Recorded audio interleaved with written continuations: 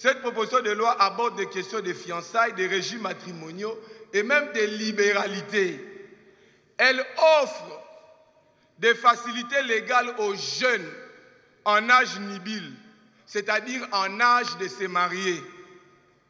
Parce que cette proposition de loi tente de résoudre l'épineux problème de la complexité de la dot qui doit rester, d'après nos coutumes respectives, symbolique. Je voudrais votre attention, s'il vous plaît, parce que peut-être beaucoup ne m'ont jamais suivi. Et à la limite, après m'avoir suivi, nous aurons tous la même religion sur la question. Voici les innovations. La présente loi ne supprime pas les listes coutumières. Non. Honorables députés et chers collègues, aucune liste coutumière est supprimée. Non. Elle règle cependant la question de l'enveloppe qui doit accompagner les effets coutumiers. Sur ce, chaque coutume maintient ses biens, qui sont notamment les vaches pour les bâches. Les vaches continuent. Nous n'avons pas à lever les vaches. La pirogue pour les mongos et les essoués. La pirogue continue. Chez moi, par exemple, chez les Bapende, les calebasses et les angouilles sont maintenus chez nous. On ne l'a pas enlevé. Et chez les Bakongo, la double ou la triple facturation des biens est maintenue. Parce que ce sont des effets coutumiers. L'innovation reste ceci, que chaque coutume doit maintenir ses biens et leur authenticité. Aucune coutume n'est censée emprunter les effets de l'autre coutume. Je pense que les choses sont claires. Voici l'innovation que j'apporte sur la dot. 2. Sauf acceptation expresse de la famille du futur époux. Sauf acceptation, toute multiplication ou toute surfacturation des biens d'auto non prévues par la coutume sont prescrites. Si la coutume demande une chemise, il est interdit de multiplier fois 10. Voilà l'innovation. Respectons la coutume. Il en va de même de toute multiplication des biens non prévus par la coutume. Des biens modernes, à l'instar par exemple du groupe électrogène. Des jeunes gens pleurent, honorables députés, chers collègues. Ils viennent à peine de finir les études. Aussitôt, il veut épouser votre fille. Vous lui demandez en sus de la liste coutumière un groupe électrogène. Voici ce que la proposition proscrit. Les motos, les véhicules marque Ketch, les iPhone Pro Max, les Cabello 30 pouces. Nos coutumes n'en connaissent pas ça. Les chaussettes et chemises de marque Versace et Gucci. Des télévisions plasma 65 ou 95 pouces. Ou une année d'abonnement Canal plus bouquet full et montre Rolex. Ces choses sont de plus en plus demandées. Nous parlons des questions de vie. Ma proposition de loi propose la suppression de ces biens. Et donc, si je peux être encouragé, ça me motive de poursuivre, chers collègues. Ainsi, désormais, pour protéger cela, l'officier de l'état civil détiendra un registre civil national, dûment établi par les ministères ayant les affaires coutumières dans ses attributions. Ce registre sera établi avec le concours des experts et autorités traditionnelles de chaque tribu. Ce registre sera établi aussi et publié à la suite des états généraux au journal officiel au plus tard 2 mois après la promulgation de la présente loi. De sorte que la liste totale, avant son exécution, soit préalablement soumise à un contrôle préalable de l'officier de l'état civil, qui disposera d'un pouvoir de correction et de réaménagement à la lumière de la coutume de la jeune fille, afin d'éviter toute tentative d'appauvrissement du jeune homme. Ce que je demande ici, en d'autres termes, c'est que nous aurons désormais un registre national dans lequel les autorités coutumières de chaque tribu vont déterminer les effets coutumiers qui sont demandés dans chaque tribu. De sorte que, si un Kassaïen demande comme un mouchi que l'officier d'état civil lui dise, la vache que tu demandes n'est pas reconnue dans la coutume kassaïenne.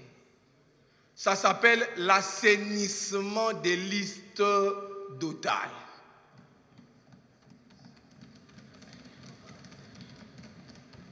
S'agissant maintenant du montant, là où ça fait débat, j'aimerais clarifier la chose. La présente proposition de loi tente de limiter la partie numéraire de l'enveloppe, soit à 1 million de francs congolais ou à 500 $. Je ne les tire pas au hasard. C'est conformément à l'article 12 de la Constitution, qui dispose ceci, que tous les Congolais sont égaux devant la loi et doivent bénéficier d'une égale protection de la loi. Et que donc, il est méchant et cruel, alors que nous traversons des moments de crise, que sur certaines listes, que des jeunes gens soient facturés à la hauteur de 10 000, 15 000 $ américains. Ainsi, il est prévu une possibilité de dérogation. Ces 500 $ ne sont pas fixes. Ces 500 $ sont discutables. De 1 $ à 500. Moi, par exemple, ma mère, on l'a épousée avec 50 $. Cela n'a pas empêché ma mère d'avoir 10 beaux enfants et de créer une famille nombreuse et dans laquelle il y a même un jeune député national, humblement que je suis, et serviteur de Dieu et pasteur. La clause de convention numéraire permet aux personnes nanties, parce que la question de la dot est aussi une question sentimentale, de déroger à la loi volontairement. Ils peuvent donner 100 000, 200 000, autant qu'ils veulent. Mais la proposition de loi ici a pour vocation à placer tous les Congolais sur le pied d'égalité.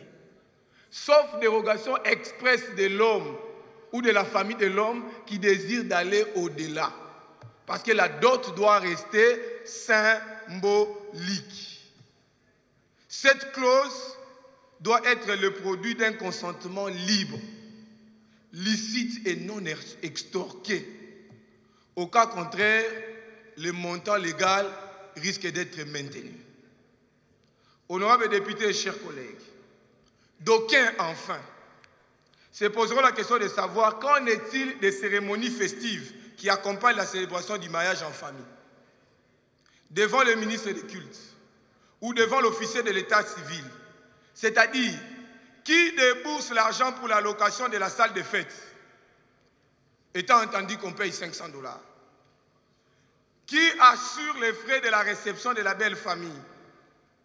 Qui assure l'habillement des mariés? Qui assure la prise en charge des photos shooting, comme on le voit bien à Kinshasa et à Lubumbashi? La présente proposition règle la question en imputant la charge de ces obligations aux futurs époux qui doivent s'organiser et s'assurer avant de convoler en juste noces et avant d'embarquer les deux familles dans une aventure de mariage, qu'ils ont des moyens nécessaires pour pourvoir à tous ces besoins. Car en effet, le mariage est une affaire non pas des irresponsables, mais des personnes matures, en âge nubile, qui peuvent s'engager en noces en comptant sur eux-mêmes et non en comptant sur la bourse des tiers, dont les parents. Honorables députés et chers collègues, considérant l'urgence et la nécessité qui requiert l'examen de cette proposition de loi, dans une législature finissante et convaincu de la faiblesse inhérente à tout travail de production législative, ainsi qu'à des limites humaines, je viens très humblement, comme votre collègue, solliciter la recevabilité de la présente loi. Et je reste disposé à travailler avec votre précieux concours à l'enrichissement de ces textes en commission. Que le Dieu du ciel vous bénisse richement. Je vous remercie. collègue Nabso a proposé loi où que montant et dot et les cas 1 million de francs congolais. Yango wana biso tolobi que eza na motu yate eza important parce que la dot est également symbolique. Mobali nyonso en rapport avec ba moyens nzambazo pesa ye et nandenga lingeli mwasi na ye nde akobalela mwasi na ye. Soka azana 10 francs, azana 10 francs. Soka azana 100 000 $, azana 100 000 $. Mais akoloba que bo fixer dot pour na batu nyonso partout. To pesa neti exemple soto kelelo na bamboka mususu pena peut-être na ba forêt équatoriale neti batolo ba pygmée. Yo yebisa mo babala na 1 million de francs congolais. Alors que la loi est impersonnelle, la loi est pour tout le monde. Yon tolobi totika loi place fandi. Constituant à comment la constitution que ma camion soit tali dot et stangami bongo na l'assemblée provinciale et les cas na pouvoir coutumier bango ne mutu ba décider dot na chaque province concernant chaque coutume et que les cas ndenge nini. Ça n'a rien à voir avec la loi et ça sert à rien de légiférer. Et une autre chose, les abongo fiançailles. Collègue a proposé qu'à partir du moment où fiançailles et salami, il faut qu'il devant l'officier de l'état civil pour qu'il sceller fiançailles. Et dans 12 mois, ceux qui mariage et salamité, l'un, celui qui est fautif, il doit payer. Il doit payer. Ça n'a aucun sens parce que nous ne pouvons pas ta fiançailles parce que nous sommes liés. À Kanaki au bal, la maison nous sommes à balité. Nous ne pouvons pas au bela, à beli. Et ça dit que fiançailles et poussani moulaï. Donc, soro no ko tana droit naturel, moyen pour contrôler en ezate toti kamaka mundenge sengeli que fiançailles après fiançailles mariage. Mais batumusu peut basala mariage, basali petom qui a fiançailles, basali na mon peu mariage. Donc, il faut simplifier les choses qui sont compliquées. Il ne faut pas compliquer les choses simples. À ce moment-là, les choses sont très simples et il serait intéressant de les laisser comme ça. La famille, c'est d'abord la cellule de base. Ce texte qu'on appelle le Code de la famille, c'est vraiment une sorte de charpente osseuse qui nous aide à trouver des solutions à toutes les préoccupations qui touchent à la famille. Et c'est la raison pour laquelle, comme je suis présidente de la commission genre, famille, enfants, également je suis préoccupée par ces questions-là parce que ce sont des questions qui reviennent à tout moment, les questions du veuvage, de la succession, des enfants, des héritiers. Et aujourd'hui, on a parlé d'autres questions comme la dot, comme les fiançailles. Et évidemment, les collègues avec ces particularités. Et nous avons essayé également de donner notre point de vue par rapport à telle ou telle autre question. Il y a beaucoup à prendre dans cette loi. C'est la raison pour laquelle on a demandé que ça soit envoyé en commission pour que ça puisse être examiné froidement et apporter élaguer certaines choses et remplacer également certaines dispositions.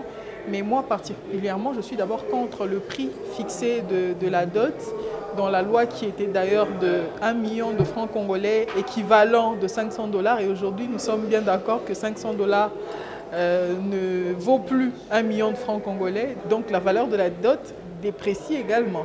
Et si on n'y prend pas garde, on arrivera à un moment où peut-être 1 million de francs congolais, ça va plus correspondre à 500 $ ou peut-être ça sera 200 $. Donc ça n'a pas de raison d'être. D'abord c'est inconstitutionnel parce que c'est un pouvoir qui a été donné à la Constitution aux assemblées provinciales, à l'autorité coutumière de réfléchir autour de la dot. Ce sont les assemblées provinciales par des décisions, des édits, essayent d'encadrer ce domaine-là. Ça ne revient pas à l'Assemblée nationale. Et deuxième chose, là j'ai dit sur le plan de la science bien sûr, mais sur le plan du bon sens, la femme n'a pas de prix. La femme a une valeur et chacun donne sa valeur à sa femme en rapport avec ses moyens. S'il y a un homme qui dit « moi je vais épouser ma femme avec 10 $, avec 10 francs », ok. S'il y a un autre homme qui dit « moi j'aime tellement ma femme et j'ai les moyens de débourser 100 000 $, on dit « ok ». Mais on ne peut pas se réveiller un jour et dire que voilà, voici le montant de la dot. Et même la dot sous d'autres cieux, ce sont les hommes qui donnent la dot. Et en Afrique, chez nous, ce sont les hommes. Mais lorsque vous allez par exemple en Inde, c'est la famille de la femme qui verse la dot. Donc c'est compliqué. Et deuxièmement, c'est la question de fiançailles également. Le collègue propose qu'à partir du moment où il y a fiançailles, les deux fiancés se présentent devant l'officier de l'état civil, contractent devant l'officier de l'état civil. C'est pour ça que je lui ai dit, en ce moment-là, ce n'est plus ce ne sont plus des fiançailles, ça devient ce qu'on appelle le PACS, pacte civil de solidarité. Ça, c'est un moyen qui avait été trouvé par les Européens. Pour ceux qui ne veulent pas se marier, c'est un peu un plan B de venir devant l'officier de l'état civil et de sceller leur union. Ce ne sont pas des fiançailles. Les fiançailles, ça reste une promesse faite à l'autre qui peut aboutir ou pas pour des raisons que l'on ignore. Et là, c'est le droit naturel, c'est le droit privé. On ne peut pas légiférer dans ce domaine-là. En tout cas, ça doit être élagué. Tu vas comprendre que Mobeko Ango Zaïka adopte. Dans le cas de Mobeko, il y a 12 innovations. Maramba succession, libéralité, régime matrimonial, droit international, fiançailles. Donc, on a modifié un quart du code de la famille. Mais tu vas quand même faire le dot. Heureusement, les députés vont comprendre le sens de ça qui dot. Donc, désormais, ceux qui vont promulguer la loi, monter en dot, c'est les cas 500. Mais, de côté, on a créé une clause de convention numéraire. Oui, le but que moto azana mbongo na ye akoki koleka akende likola ko pesa mbongo alingi moto yo alingi mais epekisami que belle famille a imposé montant koleka 500 mais ensuite de ça proposition de loi oyo e ko confirmer coutume to longoli ba liste à coutume te eloko toboyi ki munande asenga lokola muluba asenga lokola mukongo Mukongo asenga lokola mutu abandundu. Batu na batu basenga selon coutume na bango. Et puis l'homme sous toboyi likolo ya coutume ya ba liste baba kisela bato biloko o coutume sengité biloko eza moderne. Ba groupe électrogène, ba moto, mituka. Po lobi pe bako bakisa ba pepo. Yango toboyi, tolobi to limité yango parce que population eleli mingi. Population bibino bokendaka na parlement koloba makamba politique koloba makambo na biso te yango lelo tolobi toloba politique te tozoba makambo etali ba imboka parce que na mboka sérieux après constitution beaucoup oza important pour les citoyens za code de la famille n'être bomo ina biso kobota na biso comme batu kokola na biso comme ba citoyen kobala na biso na liwa na biso biloko totika nde bakabola nyonso za code de la famille. Alors, tu peux apporter ma réponse na ba imboka pour des générations futures. Orphelin nyonso, o ba bengana na ndako, alala ka na église libanda. Veuve nyonso, o ba botola ndako, ayebiti na botola ete mobeko oyo eye ko régler situation na yo. Donc mobeko eza suyanga ite comme ya république. Soki et président de la république a promulgué yango, orphelin ozolanda ngai, veuve ozolanda ngai. Luka ba avocat revendiquer ba droit na yo ba onyo so ba bengana yo o ba bengana bino esengeli bazala pénalement sanctionné to ça ka ba loi pour na bisote to ça ka ngo pour na ba o bazana biso pe pour na ba génération future. La proposition de loi a 12 innovations. Et parmi les innovations essentielles, il y a la problématique de la protection juridique renforcée de la succession. Désormais, avec cette proposition de loi, la République démocratique du Congo va assurer la protection pénale de la conjointe survivante et des héritiers de la première catégorie. Et donc, toute dépossession ou tout déguerpissement de la conjointe survivante ou des héritiers de la première catégorie, leur seule maison d'habitation constitue désormais une prévention. Mais dans la catégorie successorale, nous avons apporté des précisions énormes, notamment dans l'évaluation des petites successions. Parce qu'évidemment, dans la loi en vigueur, il est dit que les petites successions reviennent aux héritiers de la première catégorie. Mais les législateurs n'avaient pas prévu un montant conséquent. Et donc, avec cette proposition de loi, on vient actualiser cette question pour donner sens aux petites successions et les différencier aux grandes successions. Une des grandes innovations majeures, c'est l'institution du trust. Le trust, c'est quoi? C'est une forme de fiducie. Le trust, c'est un mécanisme nouveau et moderne de transmission transgénérationnelle des richesses. et de protection juridique des héritages. Pas n'importe quel héritage, mais des gros héritages. Vous le savez autant que moi, que depuis la nuit des temps, les gros héritages ne résistent pas à l'usure du temps en République démocratique du Congo. Généralement, après la mort du Dekuyus, c'est la dilapidation des biens et des avoirs. Je vais citer par exemple, pour vous en convaincre, une des grandes successions que nous connaissons tous, la succession d'Okolo. Ou prenons la succession Bingoto. C'est des grandes successions qui étaient évaluables en millions de dollars. Mais après la mort de leur titulaire, ces successions se sont éteintes et ces successions ont disparu. Si Peugeot a résisté ailleurs, en France, si Michelin continue à résister, c'est grâce au trust. Et ce trust va permettre aux cabinets d'avocats sérieux et aux sociétés fiduciaires d'assurer la rentabilité financière de ces gros héritages, ce qui va permettre aussi la survie des héritiers de la première catégorie après la mort du Dekuyus. Un autre versant d'avantage du trust, c'est que le trust protège des héritiers de la première catégorie contre les intrusions des tiers de mauvaise foi. Donc des oncles qui viennent s'accaparer des biens du Dekuyus à la mort de celui-ci.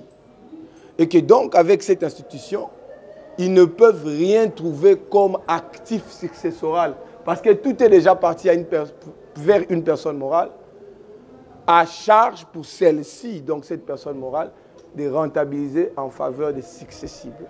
Ça, c'est dans la catégorie de la succession. Il y a des matières plus importantes que la dot. Il y a la question, par exemple, de la fixation de la résidence. Hier, c'était l'apanage exclusif de l'époux en cas de contestation. Mais aujourd'hui, il est possible aussi, sous certaines conditions, que madame puisse fixer la résidence. Il n'y a pas que cette question, mais également la question des fiançailles.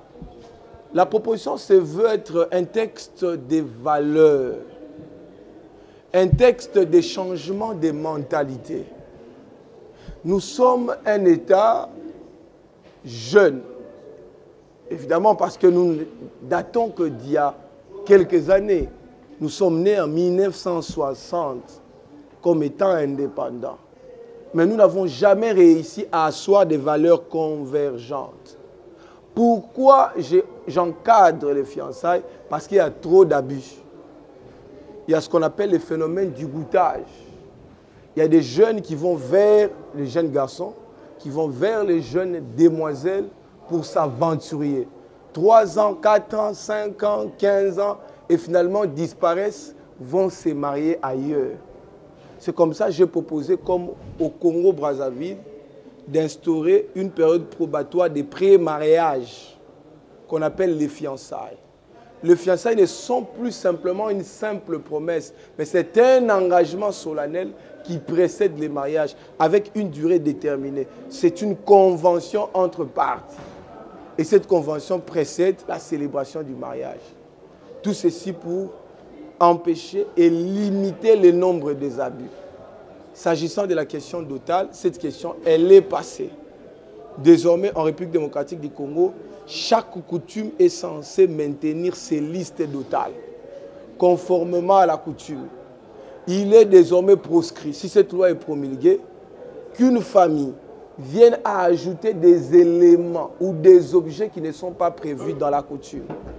Donc, les téléphones iPhone Pro Max, qui sont parfois demandés méchamment, des ordinateurs, des motos, des télévisions plasma, et que sais-je encore, seront désormais tous ces effets proscrits. Et s'agissant de l'enveloppe, je ne veux plus parler du montant, parlons de l'enveloppe qui accompagne les effets d'auto. Cette enveloppe, en vertu de l'article 12 de la Constitution du 18 février 2006, qui prescrit l'égalité de tous les citoyens devant la loi, désormais, on ne dépasse pas le montant de 1 million de francs congolais, ou à la limite, le montant qui avait été défini en ce moment, au moment du dépôt, $500 américains. Mais il est prévu à côté ce que nous appelons la clause des conventions numéraires. Suivez-moi très bien. Cette clause-là permet aux futurs époux d'y déroger. C'est-à-dire qu'ils peuvent aller au-delà de 500 $, miser sur 10 000, 100 000, même 1 million de dollars en termes de dots. Mais ce qui est interdit, c'est que la belle famille ne peut pas imposer unilatéralement un montant qui dépasse les seuils de 500 $ sous peine de restitution du surplus. Voilà un peu, somme toute, avec beaucoup plus d'humilité, chers compatriotes, vous qui me suivez, l'essentiel de ma proposition de loi, qui n'est pas qu'une loi totale, mais c'est aussi une loi successorale, mais c'est aussi une loi qui fait renaître le droit international privé en droit positif congolais, qui, depuis 2016, lors de la révision, avait perdu son soubassement commun.